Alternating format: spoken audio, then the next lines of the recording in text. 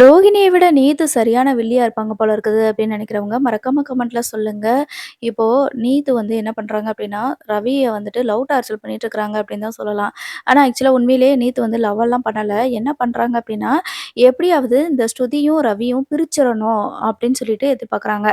ஸ்ருதி வாயாலேயே ரவிய வந்துட்டு டிவோர்ஸ் பண்ண வைக்கணும். டிவோர்ஸ் குடுத்துருன்னு சொல்லி கேட்க வைக்கணும். அதுக்கப்புறம் அவங்க பிரிஞ்சுட்டாங்க அப்படின்னா, ரவிய வந்து நம்ம சேர்த்துக்கலாம் அப்படின்ற மாதிரி நெனைக்கிறாங்க. ஸோ, இப்போ ஸ்ருதி வந்துட்டு நீத்து நெனைக்கிற மாதிரி பண்ணிருவாங்களா? இல்ல என்ன பண்ணுவாங்க அப்படின்னு சொல்லிட்டு வெயிட் பண்ணி பார்ப்போம். இது ஒரு பக்கம் பிரச்சனையா நடந்துட்டுருக்குது. இன்னொரு பக்கம் பார்த்தீங்கன்னா, இப்போ கிருஷும் மீனா ஆன்டி எப்ப பார்க்க வருவீங்க? முத்து அங்கிள் எப்போ வருவீங்க? அப்படின்ற மாரி சொல்றாங்க. அதாவது கிருஷுக்கு வந்து முத்துவையும், மீனாவையும் பார்க்கணும் அப்படின்னு சொல்லிட்டு ஒரு ஆசை இருக்குது. ஸோ, அதத்தான் வந்து ஏங்கிட்டு காய்ச்சலாவே வந்துருது. இப்போ டாக்டர் வந்து பார்க்குறாங்க. 102 ஃபீவர் இருக்குது. ஆனாலும் குறையவே மாட்டேங்குது அப்படின்னு சொல்லிட்டு ரோஹிணி வந்து சொல்றாங்க. அப்போ டாக்டர் வந்து செக் பண்ணி பார்த்துட்டு மறுபடியும் என்ன சொல்றாங்க அப்படின்னா, இவங்க வந்து யாரோ முத்து, மீனான்னு சொல்லிட்டு யார் பேரையோ 2 பேர் பேர சொல்லிட்டே இருக்கிறாங்கல்ல.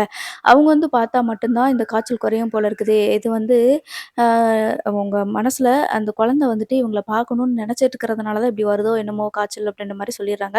அவங்க 2 பேர் யாரு உங்க சொந்தக்காரங்களா? அப்படின்னு சொல்லிட்டு கேட்குறாங்க. ஆமா எங்க சொந்தக்காரங்க தான் அப்படின்னு சொல்லிட்டு ரோகிணி வந்து சொல்லும்போது, அப்புறம் என்னப்பா இப்படி இருக்கீங்க? அவங்கள கூப்பிட்டு வாங்க. அவங்க வந்து பார்த்தாலே போதும். கிருஷ்க்கு வந்துட்டு ஃபீவர் குறைஞ்சிரும் அப்படின்ற மாரி சொல்லிட்டு போயிடுறாங்க. இப்போ நம்ம ரோகிணியோட அம்மா இருந்துட்டு, "ஏன்டி இப்படி இருக்க? போய் முத்துவையும், மீனாவையும் வர சொல்லு. அவங்க பார்த்துட்டாங்க அப்படின்னா, கிருஷுக்கு காய்ச்சல்லாம் சரியா போயிரும்." அப்படின்னு சொல்லும்போது, "இந்த ஹாஸ்பிட்டல் இல்லன்னா எத்தனையோ ஹாஸ்பிட்டலுக்கு கூட்டிட்டு போய் என் பையன நான் சரி பண்ணிக்கிருவேன். அவங்க பார்த்து தான் என் குழந்தைக்கு சரியாகணும் அப்படின்னா, அப்படி அவசியமே கிடையாது. ஏன்னா அவங்களால என்ன காய்ச்சல் என்ன மாறவா போகுது? இத விட பெரிய மெடிசின்ஸ் நெறைய நெறைய மெடிசின்ஸ்லாம் வந்து ஹாஸ்பிட்டல்ஸ்லாம் இருக்குது. நான் அங்க போய் கிருஷ வச்சு பார்த்துக்கிறேன்." அப்படின்ற மாரி சொல்லிர்றாங்க. இருந்தாலும் இப்ப ரோகிணியோட அ அம்மா என்ன பண்றாங்க அப்டின்னா, மீனாவுக்கு கால் பண்றாங்க. முத்துக்கிட்ட இருந்துட்டு மீனா சொல்றாங்க, "என்னங்க இது ரோகிணியோட அம்மா கால் பண்றாங்க" அப்டின்னு சொல்லிட்டு சொல்றாங்க. "என்னாச்சுன்னு தெரியலையே, என்னன்னு கேளு" அப்டின்னு சொல்லிட்டு முத்து வந்து சொல்லும்போது, உடனே அட்டெண்ட் பண்ணிட்டு, "சொல்லுங்க என்னாச்சு?" அப்டின்னு சொல்லிட்டு கேட்குறாங்க. "எதுக்கு ஃபோன் போட்டீங்க? இப்ப என்ன பண்ணணும்?" அப்டின்னு சொல்லிட்டு கேட்குறாங்க. அதுக்கு "கோவப்படாதீங்க மீனா, நான் சொல்றத கொஞ்சம் கேளு" அப்டின்னு சொல்லி சொல்லும்போது, "என்ன சொல்ல வர்றீங்க இப்ப? மறுபடியும் ஏதாவது பொய் சொல்றீங்களா? உங்க பொண்ணு எதுவும் சொல்ல சொன்னாங்களா? அந்த அளவுக்கு எங்கள கேவலப்படுத்திட்டு இருக்காங்க. அது மட்டும் இல்லாம உங்க பொண்ணு இவர கார்லயே வந்துட்டு கார் பிரேக் வயர கட் பண்ணி விட்டு கொல்ற அளவுக்கு போயிருக்கா. மறுபடியும் என்கிட்ட என்ன பேசணும்னு நீங்க நெனைக்கிறீங்க? அப்படின்ற மாரி சொல்றாங்க. நீங்க சொல்றது எல்லாமே வந்து நான் ஏத்துக்கிறேன்ம்மா. எல்லாமே தப்பு தான். என்னைய மன்னிச்சுருங்க. நான் உங்ககிட்ட எத்தன தடவ மன்னிப்பு கேட்டாலும் அது வந்து பெறாது. ஆனா எனக்கு நீங்க இப்போ ஒரு உதவி பண்ணணும் அப்படின்னு சொல்லி சொல்றாங்க. உதவியா? என்ன உதவி பண்ணணும்? அப்படின்னு சொல்லிட்டு கேட்கும்போது முத்து இருந்துட்டு ஸ்பீக்கர்ல போடு அப்படின்னு சொல்லி சொல்லிர்றாங்க. உடனேன்னு அண்ணாமலைய பறந்துட்டு, "என்ன உதவியா?" அப்படின்னு சொல்லிட்டு அப்படி எல்லாருமே அப்படியே பார்த்துட்டு இருக்கிறாங்க. அப்போ அ என்ன சொல்றாங்க அப்படின்னா, என் பேரனோட கிருஷோட உயிர் உங்க கையில தான் இருக்கு" அப்படின்னு சொல்லும்போது, "கிருஷா? கிருஷுக்கு என்னாச்சு?" அப்படின்னு சொல்லிட்டு மீனா வந்து கேட்குறாங்க. "இல்ல மீனா, அவன் வந்து முத்து மீனான்னு சொல்லிட்டு சொல்லிட்டே இருக்கிறான். முத்து அங்கிள், மீனா ஆன்ட்டின்னு சொல்லிட்டே இருக்கிறான். என்னைய பார்க்க வரமாட்டீங்களா? என்னைய நீங்க என்கிட்ட பேச மாட்டீங்களா? அப்படின்னு சொல்லிக்கிட்டே இருக்கிறான். 2 நாளா 102 டிகிரி காய்ச்சல் இருக்குது. குறையவே மாட்டேங்குது. டாக்டர்ட்டயும் காட்டியாச்சு. ஆனா, அவங்க என்ன சொல்றாங்கன்னா, "இந்த பையன் அவங்க 2 பேரையும் பார்க்கணும்னு விருப்பப்படுறான். அவங்கள வந்து பார்த்தா மட்டும் தான் இவனுக்கு காய்ச்சல் சரியா போயிரும்." அப்படின்னு சொல்லி சொல்றாங்க. "எனக்கு ரொம்ப பயமா இருக்குதும்மா." அப்படின்னு சொல்லி சொல்றாங்க. உடனே மீனா இருந்துட்டு, "இதுக்கு நீங்க ஹாஸ்பிட்டலுக்கு எங்கேயாவது கூட்டிட்டு போலாம்ல." அப்படின்னு சொல்லியிருக்காங்க. சொல்றாங்க, "எல்லா ஹாஸ்பிட்டல் கூட்டிட்டு போயிட்டோம். ஆனா, அது கேட்குற மாரி இல்ல. காய்ச்சல் விடவே மாட்டேங்குது. கொஞ்சம் கூட குறையவே மாட்டேங்குது. நாங்களும் மாத்திரை, மருந்துன்னு எல்லாமே குடுத்து பார்த்துட்டோம். அவன் வந்து இப்போ உங்கள பார்க்கணும் அப்படி மட்டும் தான் சொல்லிக்கிட்டே இருக்கிறான்.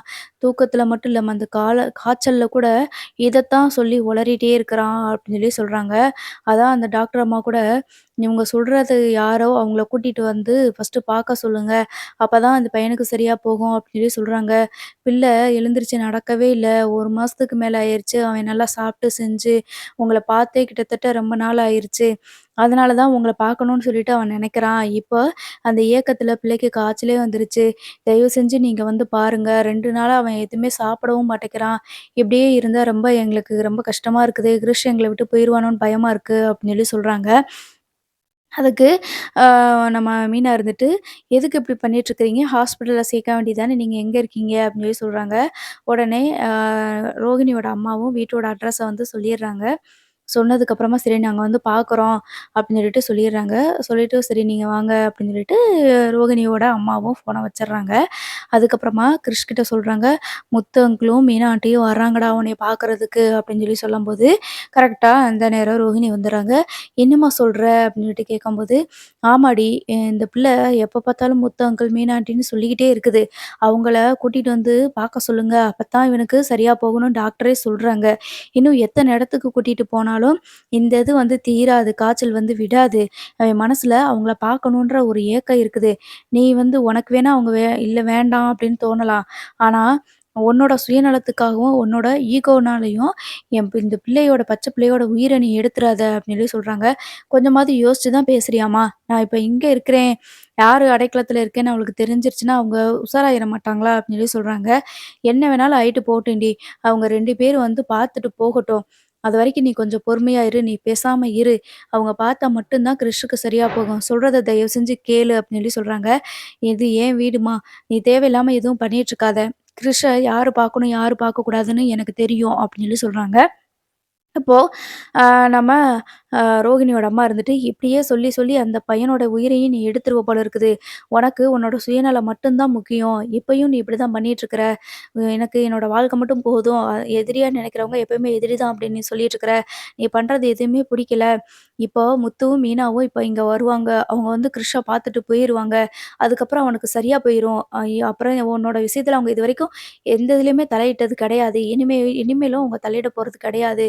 அப்படி நீயி உன் புருஷனோட சேர்ந்து வாழணும் அப்படின்னு நினைச்சேன்னா, இந்த நிமிஷமே முத்துக்கிட்டயும், மீனாகிட்டயும் நீ பேசு. உட்காந்து நீ பேசுன அப்படின்னா, கண்டிப்பா அவங்களே வந்து சேர்த்து வச்சுருவாங்க. இல்லைன்னா, உன்னால கடைசி வரைக்கும் உன் புருஷன் கூட சேரவே முடியாம போயிற போகுது. நடுவுல இந்த பிள்ளையும் இழந்துறாத அப்படி இப்படின்னு சொல்லிட்டு ரொம்ப கோவப்பட்டு பேசுறாங்க.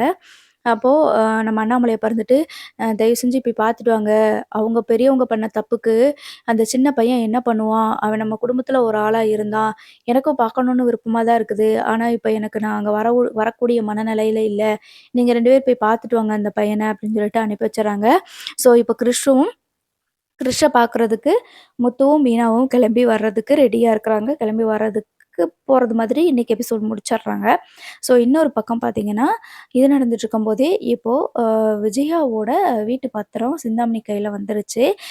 ஆரம்பத்திலேயே வந்து அவங்கள வீட்ட விட்டு வெளியில விரட்டிட்டோம் அப்டின்னா வந்து சரிப்பட்டு வராது. அவங்க கேட்குற பணத்த வந்து இப்போதைக்கு குடுத்து வச்சிருக்கிறாங்க.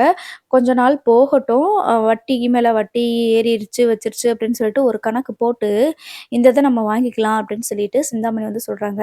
அது மட்டும் இல்லாம சிந்தாமணி இப்ப இன்னும் இன்னும் என்ன பண்ணியிருக்காங்க அப்டின்னா, ஃபினான்சியர் கிட்ட விஜயாவோட வீட்டு பத்திரத்துக்கும், அவங்க வாங்குன கடனும் மொத்தம் எவ்வளவோ அதுக்கு பணத்த வந்து செட்டில்மெண்ட் பண்ணிட்டு, அந்த பத்திரத்த இப்ப சிந்தாமணி வந்து அவங்க கையால வாங்கி, அவங்க வீட்ல தான் வந்து அந்த பத்திரத்த வச்சிருக்கிறாங்க. கொஞ்ச நாள் பொறுமையா இருப்பாங்க. அதுக்கப்புறம் சிந்தாமணியினால தான் பல விஷயங்கள் நடந்திருக்குன்னு உண்மை தெரிய வந்துச்சுன்னா, அப்ப வந்து விஜயா வந்து மாறுவாங்க. அந்த டைம் தான் இந்த சிந்தாமணி வந்து விஜயாவ வீட்ட விட்டு வெளியில விரட்டுறதுக்கு சரியான சமயமா அவங்களுக்கு வந்து அமையும், அப்படின்னு சொல்லிட்டு நான் நெனைக்கிறேன்.